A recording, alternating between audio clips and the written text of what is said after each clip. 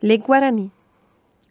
Les Guaranis, qui signifie « peuple de la forêt », ont été l'un des premiers peuples contactés après l'arrivée des Européens en Amérique du Sud il y a 500 ans. Aujourd'hui, ils constituent le plus grand peuple autochtone du Brésil, où vivent encore environ 51 000 Guaranis. Beaucoup d'autres vivent au Paraguay, en Bolivie et en Argentine. C'est au Paraguay que les Guaranis peuvent parler couramment leur langue, car en plus d'être une langue largement utilisée, c'est la langue officielle avec l'espagnol et bénéficie du même traitement dans tout le pays.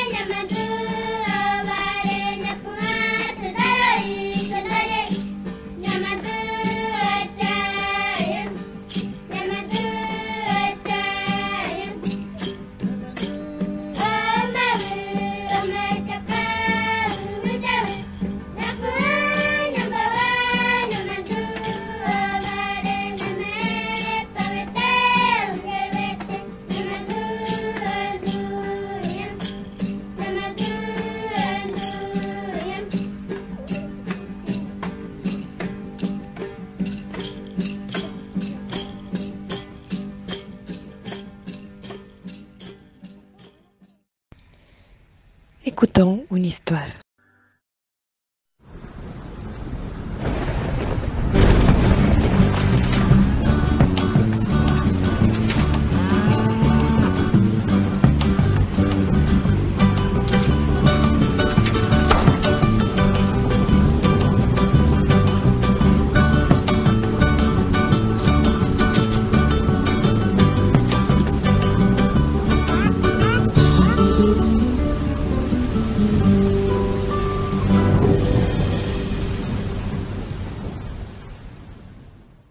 Mémé, on va rester ici longtemps, tu crois?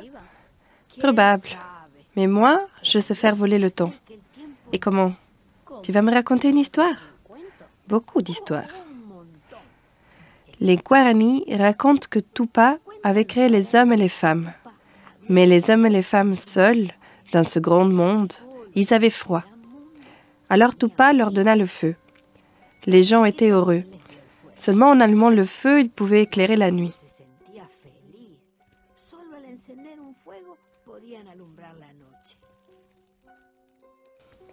Mais tout ce qui est bon pour le cœur des hommes ne plaît pas à Anya, l'esprit du mal.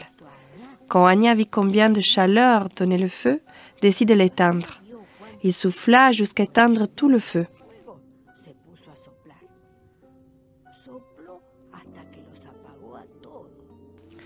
Dans l'obscurité totale, Anya, l'esprit du mal, s'est senti en fête. Mais il y avait toujours Tupa, esprit du tonnerre, qui ne pouvait pas tuer Anya, mais qui pouvait quand même l'embêter. Il inventa les insectes de lumière, les lucioles, qui volèrent ensemble comme une lumière magique sur les montagnes et la terre. Anya essaya de souffler, mais leur lumière ne s'éteignait pas.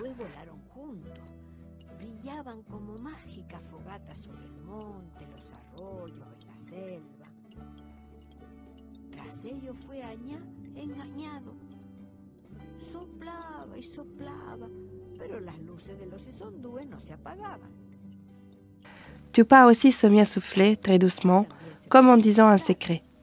Il soufflait le cendre et les braises des feux qui avaient été éteintes par Anya, et comme ça put rallumer le feu des hommes.